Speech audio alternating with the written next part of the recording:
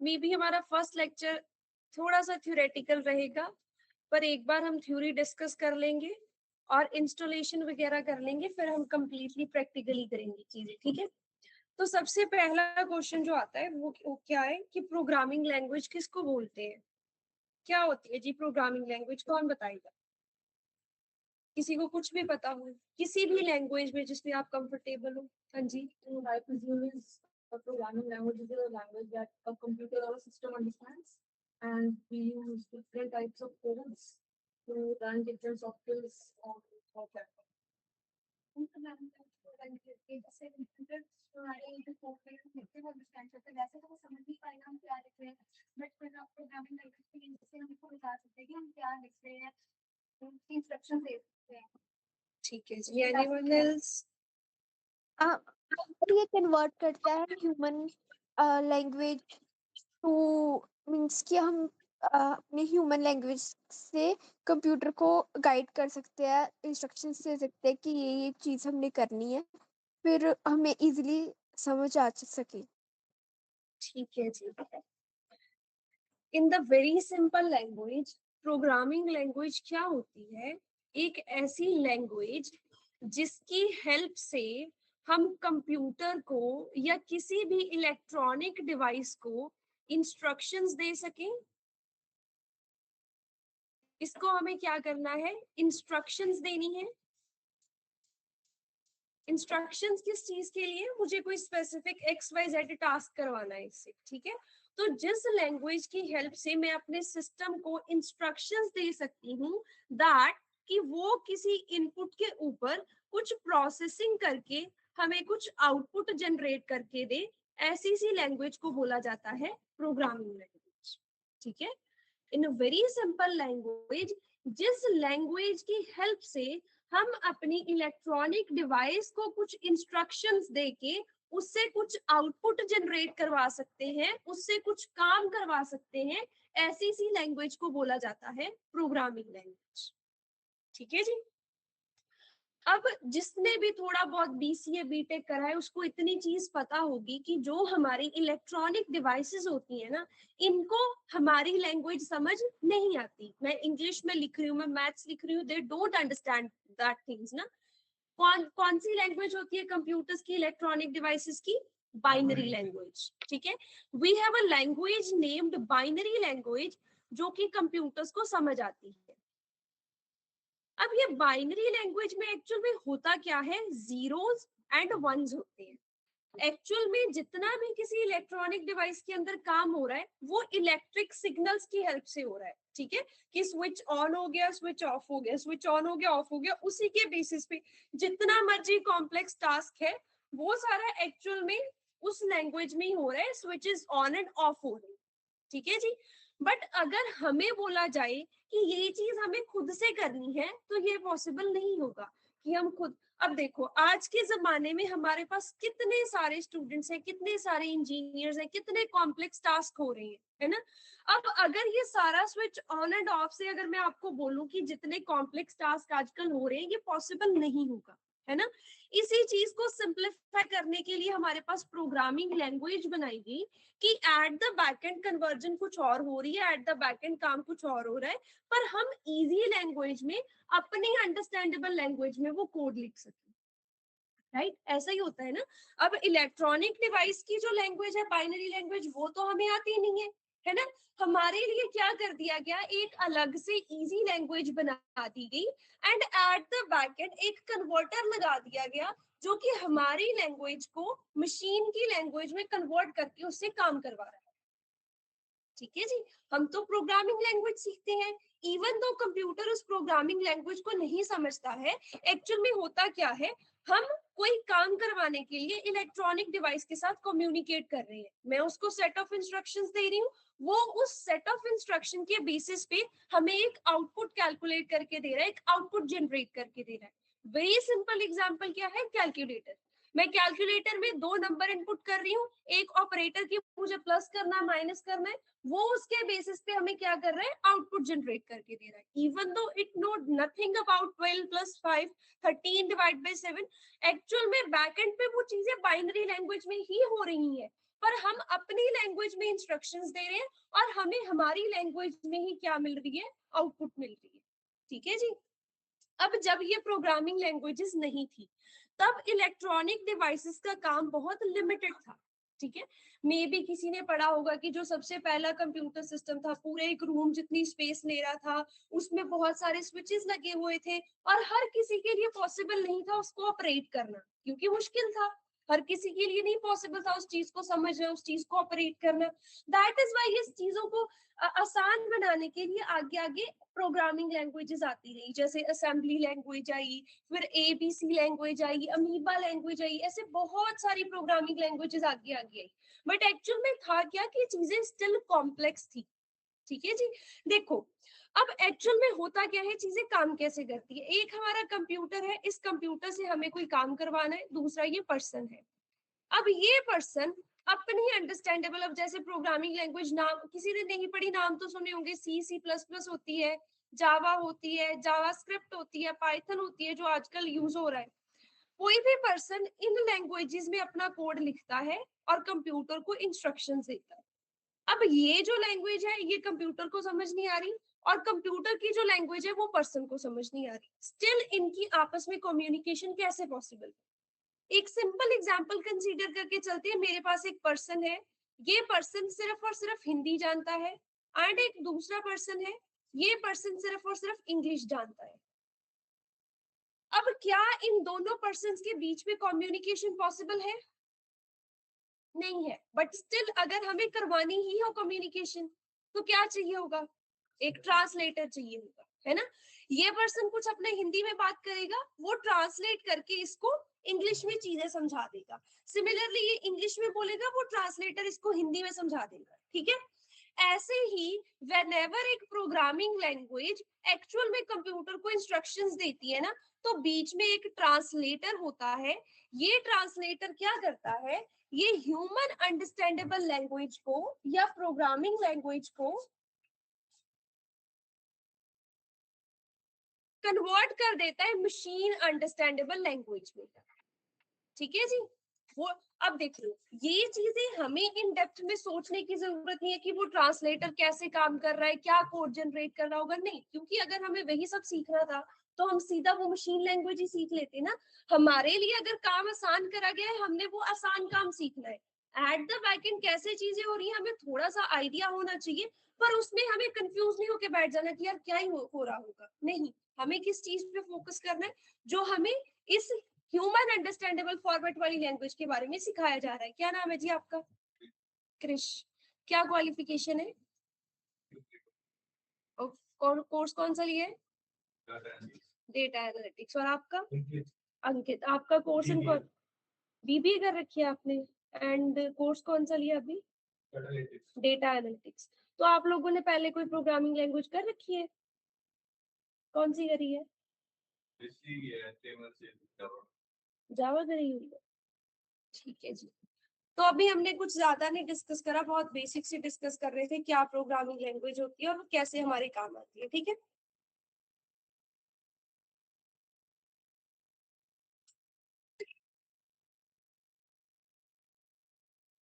ठीक है जी। तो क्या होता है एक्चुअल में, हम अपने प्रोग्रामिंग लैंग्वेज के अंदर कोड लिखते हैं और हर प्रोग्रामिंग लैंग्वेज का अपना एक अलग से ट्रांसलेटर है। वो ट्रांसलेटर क्या करता है, इस कोड को मशीन अंडरस्टैंडेबल फॉर्मेट में कन्वर्ट करता है, मशीन को देता है, वो काम करती है उसके अकॉर्डिंगली, एंड देन जो भी वो काम करके आउटपुट जनरेट करेगी उसको वापस से ह्यूमन रीडेबल फॉर्मेट में कन्वर्ट करके पर्सन को आउटपुट दे देता है। एंड प्रोग्रामिंग लैंग्वेज के केस में इस ट्रांसलेटर को बोला जाता है कंपाइलर। कंपाइलर कुछ नहीं है, एक ट्रांसलेटर है जो कि ह्यूमन अंडरस्टैंडेबल लैंग्वेज को मशीन लेवल कोड में एंड मशीन लेवल कोड को ह्यूमन अंडरस्टैंडेबल कोड में कन्वर्ट करके आउटपुट जनरेट करता है। समझ आया जी? ठीक है जी। अब देखो, एक्चुअल में ना लेट 1980s में नीदरलैंड्स में एक गुइडो फोन रॉसन नाम का बंदा था। वो एक रिसर्च सेंटर में काम करता था और उधर तब यूज हो रही थी एबीसी नाम की एक लैंग्वेज थी। एबीसी लैंग्वेज थी, थोड़ी सी कॉम्प्लेक्स थी, वो इस पे काम करता था, उसका जो रिसर्च सेंटर था उधर ये टेक्नोलॉजी पे काम करा जाता था। तो उसने ना क्रिसमस हॉलीडेज वेकेशंस में सोचा कि क्यों ना कुछ ऐसी चीज बनाई जाए जो इजी हो। अभी जो लैंग्वेजेस आ रही है ना, काम कर रहे हैं हम इससे, पर बहुत डिफिकल्ट है, हर कोई बंदा सीख नहीं सकता है। इसके सिंटेक्स याद रखना, कोड याद रखना एक बहुत मुश्किल टास्क है।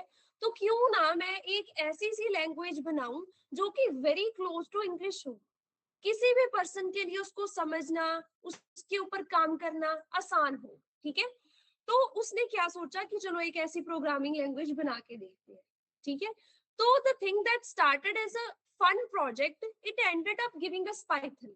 ठीक है, उसी बंदे ने इस टेक्नोलॉजी पे काम करके लेट 1980s में, आई गेस 1989 में, पाइथन का वेरी फर्स्ट वर्जन जो है वो निकाला था।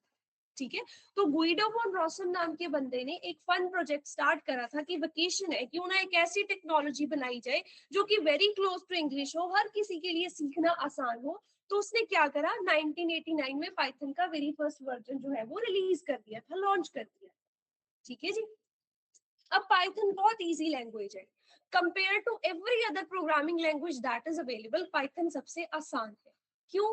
क्योंकि अगर एक सिंपल काम जैसे आउटपुट दिखाना किसी दूसरी प्रोग्रामिंग लैंग्वेज में 2 या 3 लाइन का कोड ले रहा है, 4 लाइन का कोड लिख रहा है, पाइथन में हम सिर्फ और सिर्फ 1 लाइन में वो काम कर सकते हैं।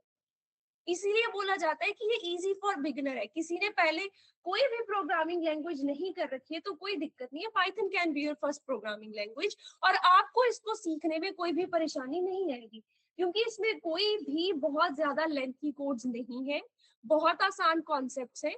हमें सिर्फ और सिर्फ अपनी लॉजिकल थिंकिंग जो है उसको बिल्ड करना होता है, उसको स्ट्रॉन्ग बनाना होता है। ठीक है जी, तो अब हम क्या करने वाले हैं, देखो, अगर हमें अपने सिस्टम पे पाइथन रन करनी है, एक सिंपल सी बात है, अगर आपको इंस्टाग्राम चलाना है, फेसबुक चलानी है, तो obviously first of all we need to install it on our phone, mobile phone, then only will be possible to use it, right? या फिर हमें वेबसाइट पे जाके लॉग इन करना पड़ेगा। सिमिलरली अगर हमें अपने सिस्टम के ऊपर पाइथन का कोड लिखना है, उसको रन करा के आउटपुट चेक करनी है, तो हमें अपने सिस्टम को बताना भी तो पड़ेगा ना कि पाइथन नाम की कोई चीज है या ऐसा कुछ है। ठीक है, तो दैट इज वाई आज हम पाइथन को अपने सिस्टम पे इंस्टॉल करेंगे। दूसरी चीज, अब ये जो पाइथन है ना, पाइथन मल्टीपल पर्पसेस के लिए यूज होती है। अभी हमने यहाँ पे सभी के बारे में सुना, कोई डिवॉप्स का स्टूडेंट है, कोई डेटा एनालिटिक्स का है, कोई डेटा साइंस का है। ठीक है, पाइथन वेरियस फील्ड्स में यूज हो रही है ना? अब जब हम कोई भी कोड लिखते हैं, ठीक है जी, किसी भी टेक्नोलॉजी, किसी भी लैंग्वेज का हमें कोड लिखना है ना, तो हमें एक आईडीई चाहिए होता है। आईडीई जिसका फुल फॉर्म होता है इंटीग्रेटेड डेवलपमेंट इन्वायरमेंट।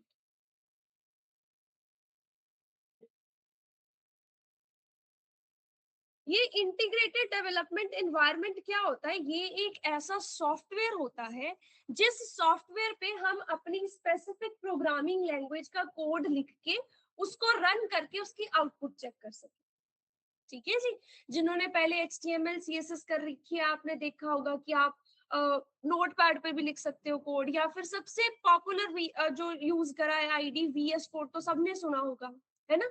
अगर किसी ने नहीं भी सुना तो देखो क्या होता है, जब हम कोई भी प्रोग्रामिंग लैंग्वेज लिखते हैं तो हमें एक ऐसा सॉफ्टवेयर चाहिए होता है जिस सॉफ्टवेयर में जाके मैं अपना कोड लिख के उसको एग्जीक्यूट करा के उसकी आउटपुट चेक कर सकूं कि वो सही से काम कर रहा है या नहीं कर रहा है।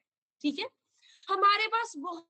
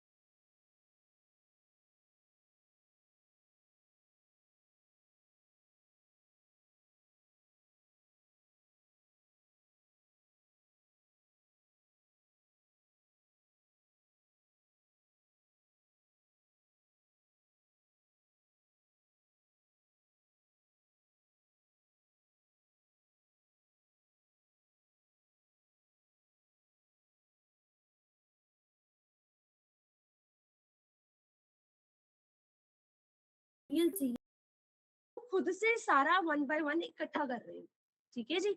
आपको उसके लिए फ्लोर चाहिए, तो वो आप खुद से उसकी फसल उगा रहे हो, देन उसको ग्राइंड करके फ्लोर बना के फिर अपने पास लेके आ रहे हो। आपको शुगर चाहिए, आप स्टार्टिंग से एंड तक शुगर बनाने का सारा प्रोसेस फॉलो करके आ रहे हो। ब्रेड चाहिए, ब्रेड खुद से सारा बना रहे हो। थोड़ा सा कॉम्प्लेक्स हो जाएगा ना, बहुत टाइम कंज्यूमिंग होगा, राइट। दूसरा ऑप्शन आपको ये मिल रहा है कि आपको एक प्री इक्विप्ड किचन दे दी है, जिसमें जो भी आपको मटेरियल चाहिए, जो भी आपको यूटेंसिल्स वगैरह चाहिए, सारा कुछ प्रोवाइड करा जा रहा है। आपने बस वहां पे क्या करना है, केक को बनाना है। कौन सा तरीका आसान रहेगा? प्री इक्विप्ड किचन वाला, ऑब्वियसली, है ना, क्यों? क्योंकि वो टाइम कंज्यूमिंग नहीं है, इजी है।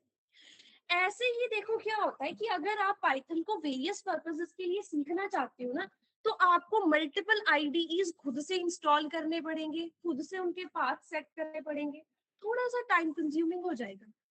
एक हमारे पास सॉफ्टवेयर आता है एनाकोंडा नेविगेटर नाम का। ये एनाकोंडा नेविगेटर क्या है? It is just like pre equipped kitchen, ठीक है, जिसके अंदर पाइथन के अंदर यूज होने वाले, पाइथन जिन आईडीईज पे चलती है वो सारे आईडीईज, एज वेल एज पाइथन की लाइब्रेरीज, जो भी आपके सिस्टम को पाइथन का सेटअप चाहिए होगा, वो सारा का सारा इसी के साथ इंस्टॉल हो जाता है।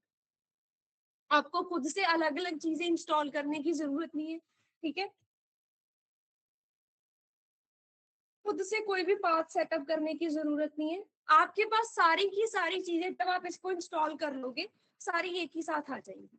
तो ऑब्वियसली ये मच बेटर ऑप्शन है। कल को हमें कोई दूसरा आईडी करना है यूज, तो हम खुद को दोबारा से उसको इंस्टॉल करेंगे, पाथ सेटअप करेंगे, चला के देखेंगे, नहीं। हम एक ही बार में ये एनाकोंडा नेविगेटर इंस्टॉल कर लेंगे, ठीक है।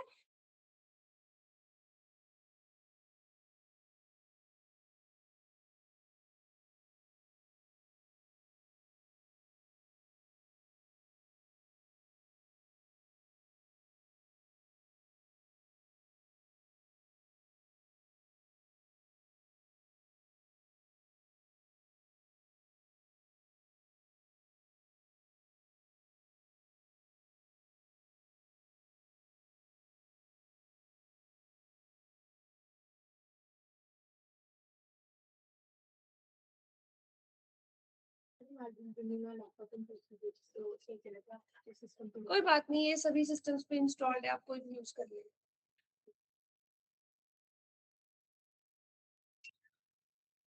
कोई और स्टूडेंट जिसके पास अपना सिस्टम नहीं है खुद का, ये आप ऑन कर लो, इस पे है।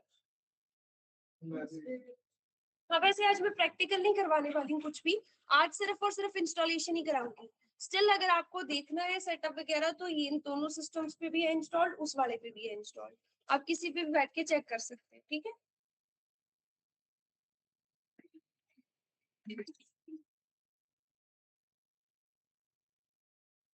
ठीक है जी, अब देखो आपने क्या करना है, जितना मैंने बताया है उसमें किसी का कोई क्वेश्चन हो, कुछ चीज ना समझ आई हो?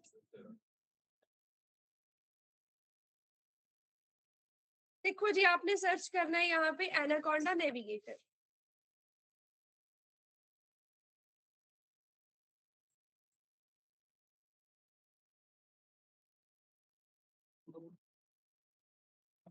हाँ जी, हाँ जी, ये पहली ऑफिशियल वेबसाइट आ रही है www.anaconda.com। पासवर्ड है powerx123 P capital. नेटमैक्स Airtel 4G या नेटमैक्स एयरटेल 5G के नाम से होगा वाईफाई।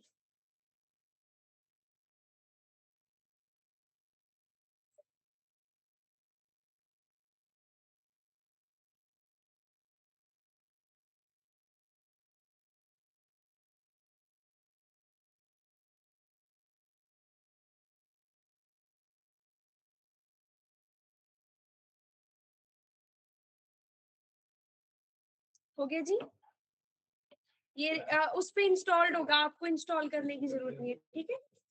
anaconda.com पे जाना है।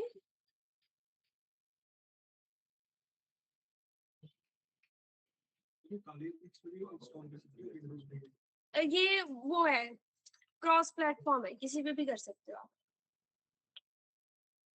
डाउनलोड पे जाओगे,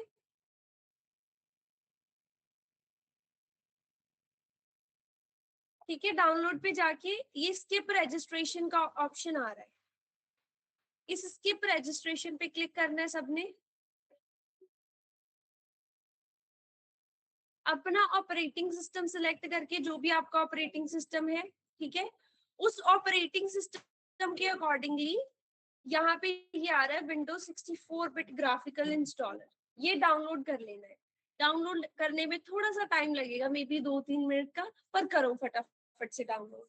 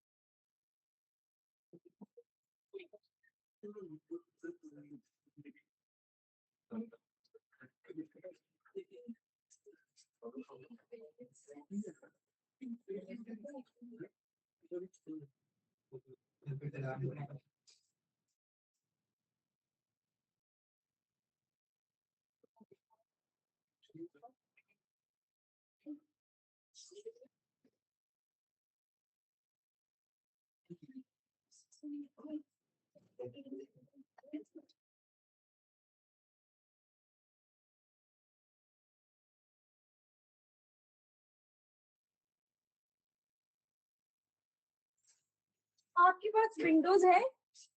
अगर विंडोज है तो विंडोज पे करो। हाँ, विंडोज पे कर लो, वो बेस्ट रहेगा। वरना आपको कमांड लाइन की हेल्प से ना बहुत वो खुद कमांड्स लिख लिख के फिर काफी कुछ सेटअप करना पड़ेगा काली लिंक्स के केस। हाँ जी, एनाकोंडा नेविगेटर सर्च करो। हाँ जी,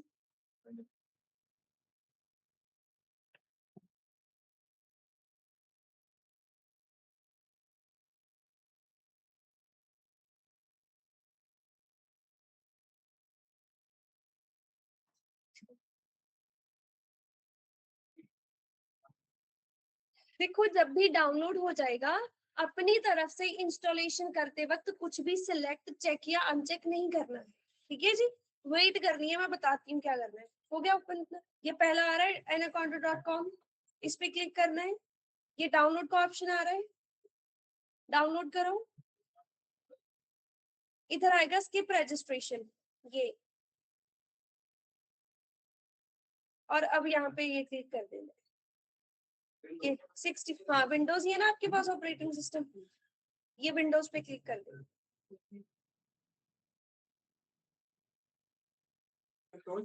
हाँ जी, नहीं है उसको तो छोड़ो, ये है ना डाउनलोड का लिंक, इस पे क्लिक करना। ये देखो ये लिखा हुआ, ये विंडोज 64 बिट ग्राफिकल इंस्टॉल, इस पे क्लिक करो, डाउनलोड होना शुरू हो जाएगा। जो ऑनलाइन लगा रहे हैं सबने कर लिया download? Yes ma'am. Yes ma'am. किसी का कोई रिप्लाई नहीं है। देखो अगर आपने सबने इंटरैक्ट करना है। यस हो रहा मैम। है yes ma'am. Yes ma'am.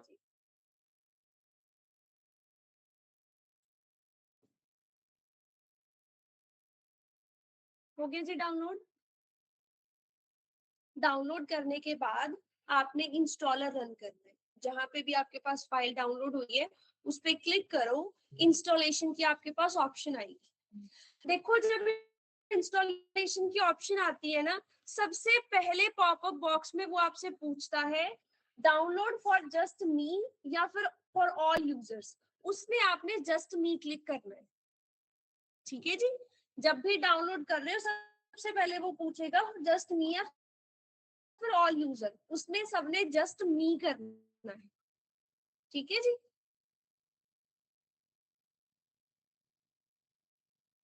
Just मी करके नेक्स्ट ऑप्शन जो आएगा उसमें ना मल्टीपल चेक बॉक्सेस होंगे, ऐड टू पाथ का होगा, ठीक है, अलाउ परमिशंस वगैरह का होगा। वो सारे चेक बॉक्सेस को चेक करना है। सिलेक्ट को होता क्या है ना, अगर हम ऑल यूजर्स के लिए करते हैं, देखो अगर तो मैं जस्ट मी के लिए करूंगी, तो जब वो सॉफ्टवेयर्स को इंस्टॉल करेगा, उन्होंने आगे फाइल्स बनानी है, फाइल्स के अंदर हमें काम करना है, तो जस्ट मी के लिए वो सारी उसको रीड राइट की परमिशंस मिल जाती है, तो ऑटोमेटिकली चीजें हैंडल हो जाती है, हमें कुछ करने की जरूरत नहीं होती। अगर हम फॉर ऑल यूजर्स कर देते हैं ना, तो उस केस में वो अपनी फाइल्स नहीं बना पाएगा। क्यों? क्योंकि फिर हमें खुद से जाके परमिशन देनी पड़ेगी कि हाँ भाई इस सॉफ्टवेयर को परमिशन दे दो कि ये फाइल्स बना पाए, उनमें राइट कर पाए, तो वो कॉम्प्लेक्स हो जाएगा। दैट इज वाई हम जस्ट मी सिलेक्ट करते हैं। ठीक है जी। एंड उसके आगे जितने भी 3-4 चेक बॉक्सेस आ रहे हैं, सारे बॉक्सेस को चेक करके फिर नेक्स्ट पे क्लिक करना है। ठीक है जी, करो फटाफट ये इतना काम।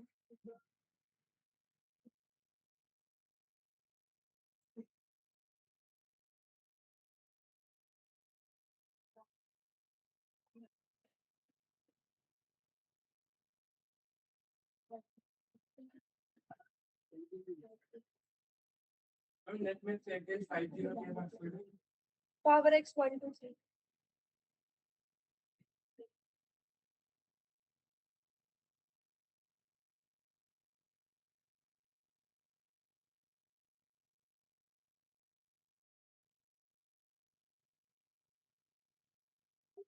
हाँ जी, नेक्स्ट कर, हाँ नेक्स्ट कर दो।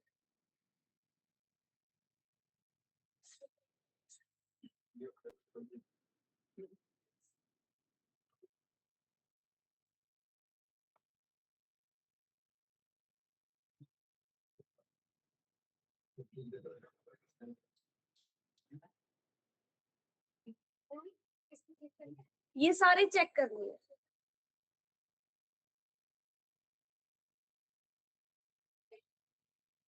अगर देखो किसी को समझ नहीं आएगा कुछ भी पूछ लेना प्लीज। इंटरनेट नहीं चल रहा, कौन से कनेक्ट कर रखा है आपने? स्लो स्लो तो यार हो ही जाता है, अब इतने सारे लोग इकट्ठा कोई सॉफ्टवेयर इंस्टॉल कर रहे हैं ना।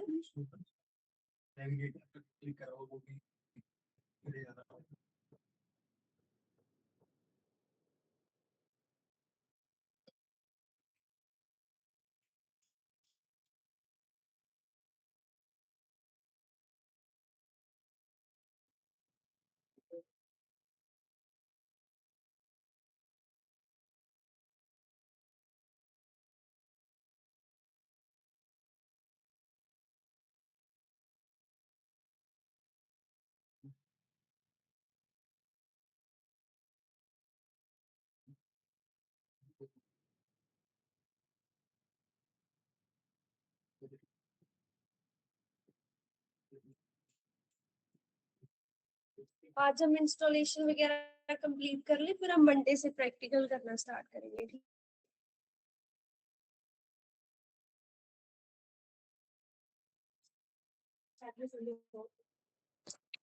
मैम मेरी ना Saturday अभी नेटवर्क Sunday off। प्रॉब्लम है ड्यू टू लाइट इशू, तो अभी डाउनलोड हो रहा है।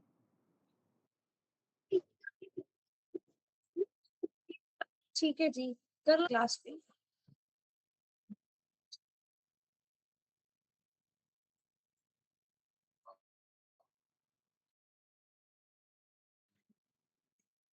मैं शीट किया आप लोगों की अटेंडेंस लगा देती हूँ।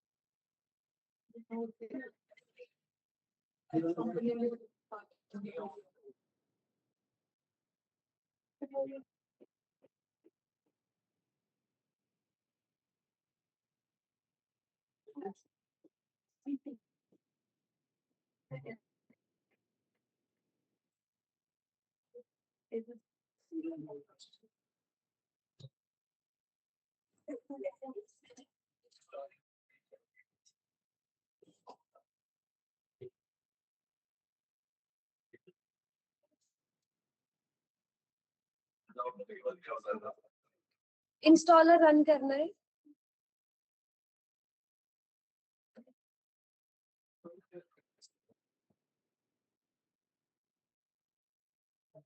अगर किसी को समझ नहीं आएगा यहाँ पे ले आना अपना सिस्टम, ठीक है।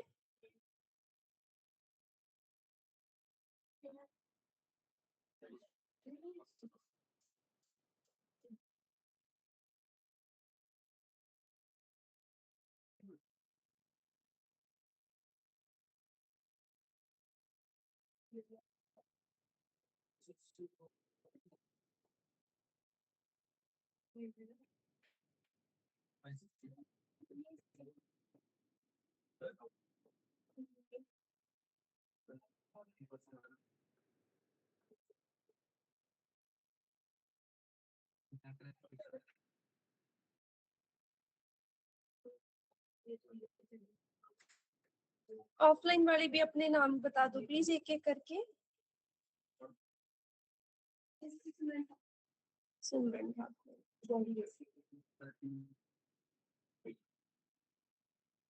स्पेलिंग GA,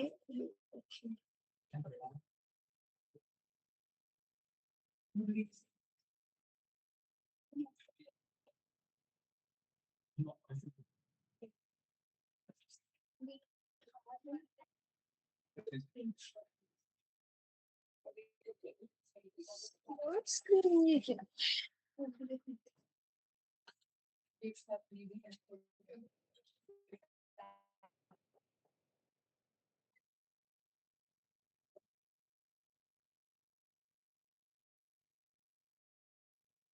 ठीक है।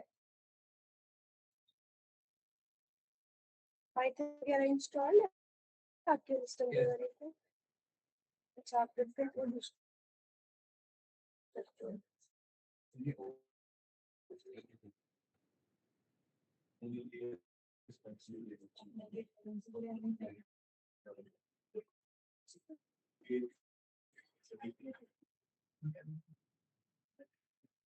चलो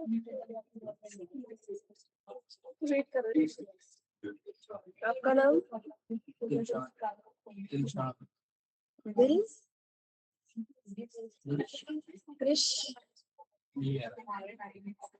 नेटवर्क कनेक्शन प्रॉब्लम का और फोटो ड्राइवर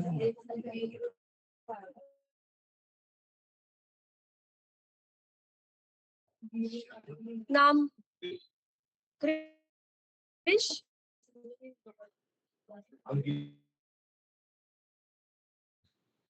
आपका नाम क्या है? शौर्यवीर, प्रियांशु,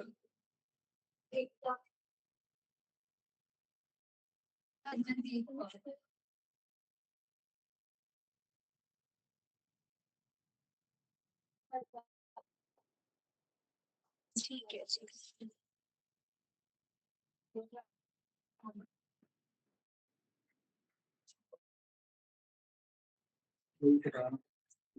हाँ ठीक है, नेटवर्क इशू को नेक्स्ट कर दो।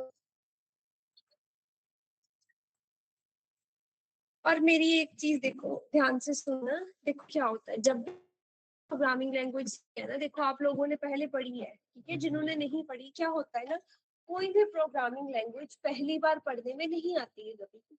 मतलब ऐसा नहीं है कि आपने एक बार क्लासेस लगा ली, एक बार सीख लिया तो आपको 100% पाइथन आ गया, अपनी लैंग्वेज आप सीखते हो। बट इसका मतलब ये नहीं है कि हम सीख नहीं सकते। देखो करना क्या होता है, आपको चाहे जितनी मर्जी छोटी से छोटी चीज आ रही है, अपने घर जाके उसको रिपीट जरूर करना है। जितना क्लास प्लान ये है कि मुझे इन नियर फ्यूचर जॉब चाहिए इस फील्ड में, मैंने अच्छे से सीखना है, तो देखो अगर आप दिन के 6 से 7 घंटे देते हो ना उस चीज को, देन वो पॉसिबल होता है कि आप किसी भी टेक्नोलॉजी में बहुत ज्यादा अच्छे से काम कर पाओगे, ठीक है। एंड दूसरी इंपॉर्टेंट चीज होती है डॉक्यूमेंटेशन।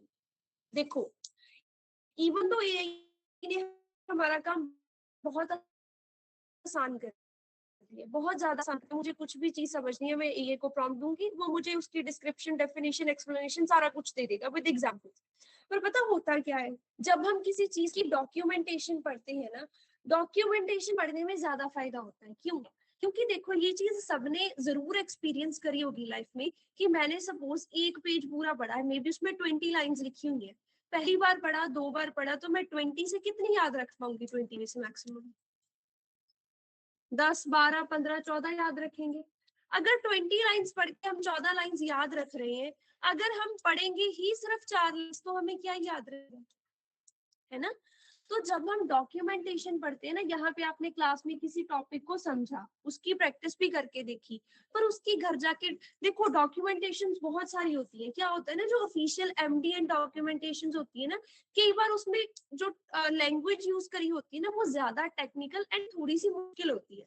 तो मैं आपको ये नहीं बोल रही हूँ कि किसी भी लैंग्वेज की ऑफिशियल डॉक्यूमेंटेशन पे ही जाओ, एमडीएन ही पढ़ो, नहीं, ऐसा नहीं है। आपको जिस वेबसाइट से लगता है कि यार इसकी मुझे लैंग्वेज समझ आ रही है, इसमें चीजें अच्छे से लिखी हुई है और मैं इनको अच्छे से पढ़ भी पा रही हूँ, आप उस वेबसाइट पे जाके उसके बारे में पढ़ो।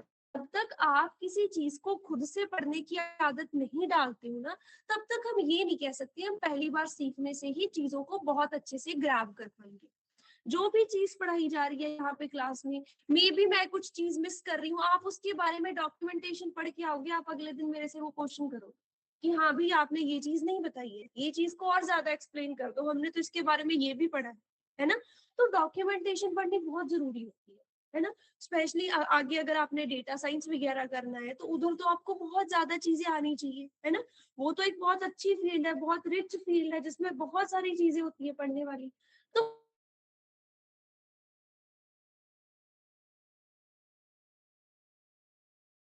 सकते हो। वैसे एज अ स्टूडेंट हम 6 से 7 घंटे इजीली दे सकते हैं अपनी पढ़ाई को, है ना?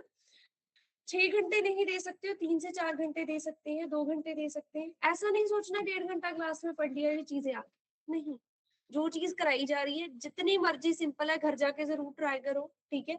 क्योंकि ऐसा लगता है कि एक बार यहाँ पे सीखा कि यार ये क्या है, ये तो कुछ भी नहीं है, 4 दिन बाद आपसे पूछा जाएगा, नहीं याद हो, इतना याद होगा कि ऐसा सा कुछ कराया था, बट एक्चुअल में क्या था, क्या उसकी एक्सप्लेनेशन थी, क्या कॉन्सेप्ट था, कहाँ पे यूज होना था, चीजें नहीं याद रहती है। दोबारा एक्सप्लेन करा जाएगा कि यार ये चीज मैंने बोली थी, फिर याद आ जाएगा। क्योंकि ये मैंने अपने एक्सपीरियंस में देखा है, स्टूडेंट्स के साथ ऐसा होता कि मैंने उनको बताया कि टेम्पलेट लिटरल्स नाम का कॉन्सेप्ट है, 4 दिन बाद पूछूंगी, उनको ये याद होगा कि टेम्पलेट लिटरल्स करवाया था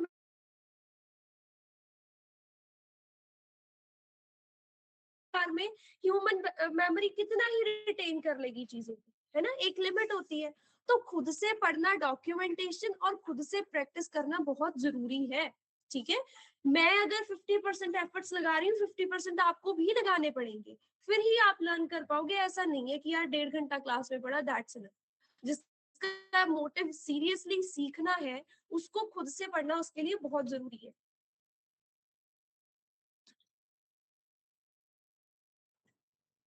तो ये ऐसा स्टूडेंट जिसकी इंस्टॉलेशन कंप्लीट होगी इंस्टॉलेशन कंप्लीट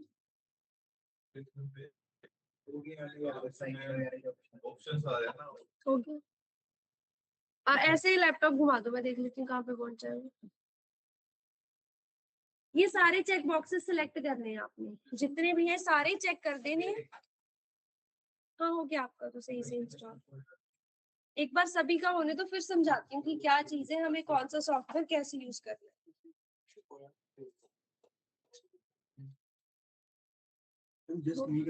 जस्ट मी करना है।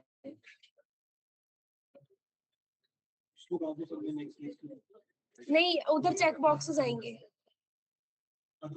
हाँ, नेक्स्ट करना। हाँ, ये सारे सिलेक्ट कर देंगे। हाँ, इसमें नहीं, स्पेसिफिक डिस्क करना एक बार।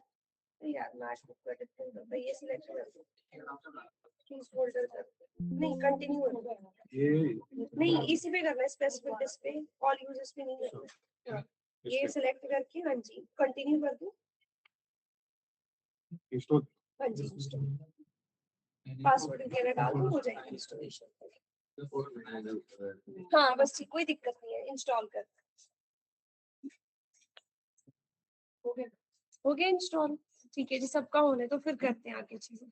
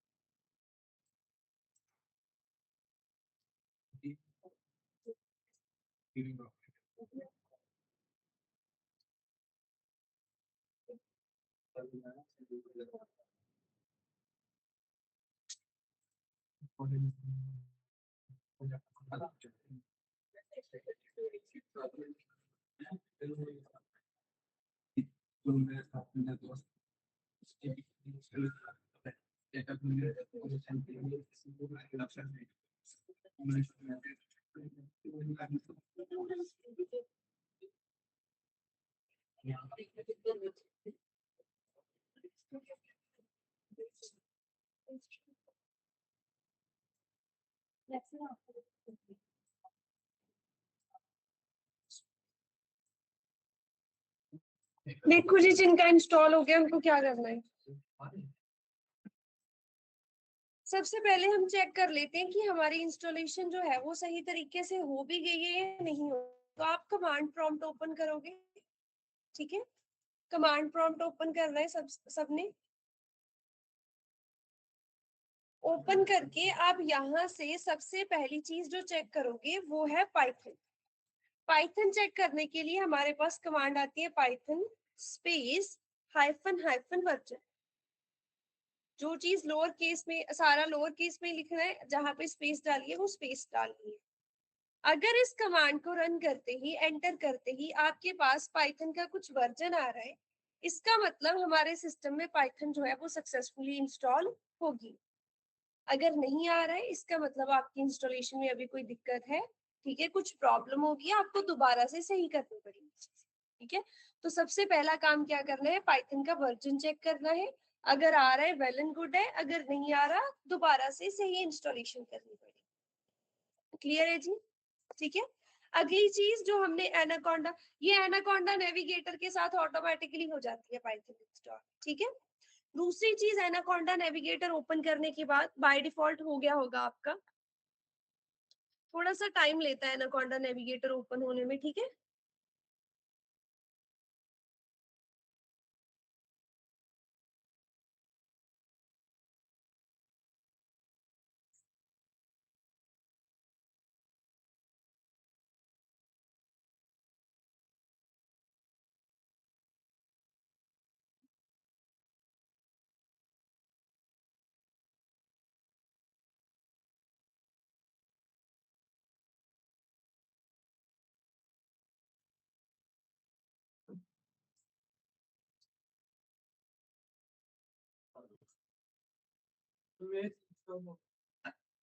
डाउनलोड हुआ है, इंस्टॉल हो गया, इंस्टॉल हो गया।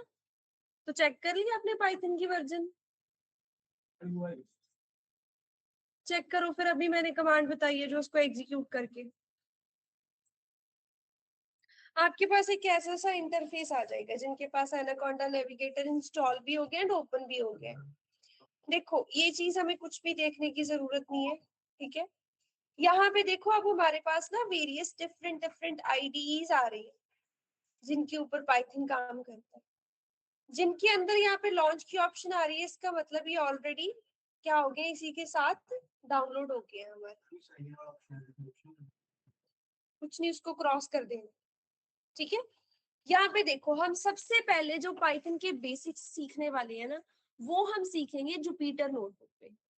जुपिटर नोटबुक एक आईडी ही है जहां पे हम पाइथन का कोड लिख के टेस्ट करके उसको एग्जीक्यूट कर सकते हैं, ठीक है। अब देखो, यहाँ पे इस लॉन्च पे क्लिक करेंगे तब भी जुपिटर नोटबुक ओपन हो जाएगा। लॉन्च पे क्लिक करा, ठीक है।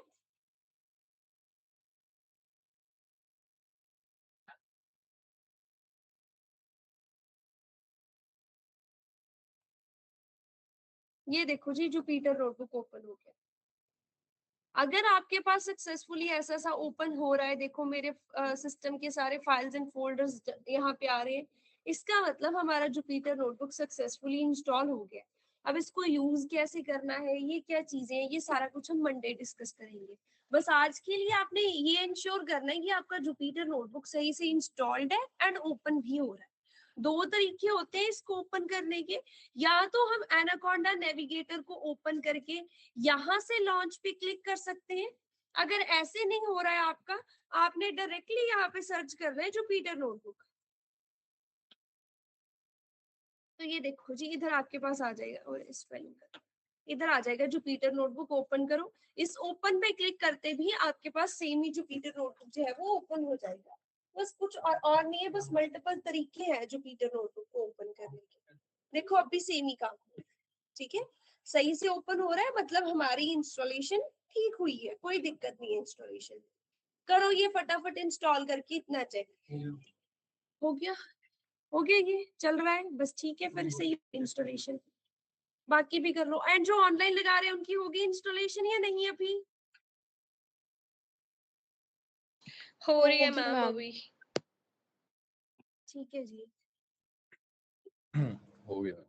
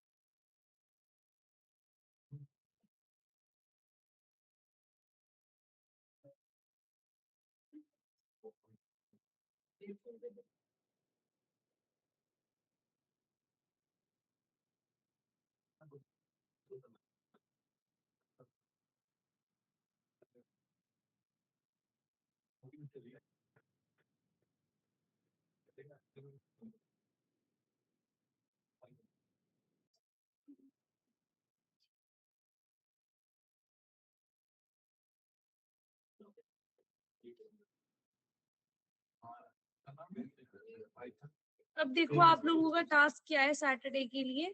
आपने ना पाइथन की हिस्ट्री के बारे में पढ़ के आना है कि पाइथन से पहले क्या कौन सी प्रोग्रामिंग लैंग्वेजेस थी, पाइथन की क्यों जरूरत पड़ी, ऐसे ही जस्ट इंफॉर्मेशन के लिए, ठीक है, पढ़ना है इस चीज के बारे में। अब देखो जिसकी इंस्टॉलेशन होगी है वो जा सकता है, क्योंकि आज मैं आगे प्रैक्टिकल नहीं करवा रही हूँ, क्योंकि मंडे हमारे पास और भी स्टूडेंट्स आ रहे हैं, ठीक है जी। तो सभी को एक ही साथ प्रैक्टिकल स्टार्ट कराऊंगी, और जिसकी इंस्टॉलेशन अभी पेंडिंग है वो यहाँ पे बैठ के इंस्टॉलेशन करके फिर जाएगा, ताकि हमें मंडे इंस्टॉलेशन में टाइम ना वेस्ट करना पड़े, मंडे को हम प्रैक्टिकल करना स्टार्ट कर सकते, ठीक है जी। अब अगर किसी की इंस्टॉलेशन हो गई है, कोई क्वेश्चन भी नहीं है, वो जा सकता है।